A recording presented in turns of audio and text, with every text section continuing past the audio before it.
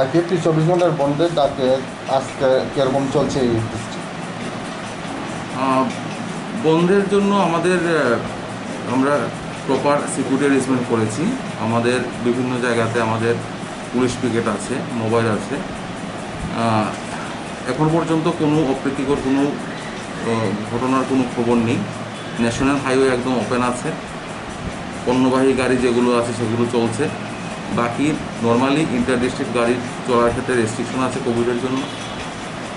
আর সব জায়গাতে এখন পর্যন্ত আমাদের ফোর্স আমাদের এখানে ডিউটি করছে, সিকিউরিটি ফোর্স। কোথাও কোনো অপ্রীতিকর ঘটনার কোনো খবর নেই। এখন পর্যন্ত কোনো পিকেটিং হয়েছে বা কোনো অ্যারেস্ট আছে? না, সেরকমভাবে কোনো অ্যারেস্টও আমরা এখন পর্যন্ত করিনি। তবে যদি কেউ সেরকম পিকেটিং করে তাহলে আমরা আইনগতভাবে ব্যবস্থা নেব। Thank you.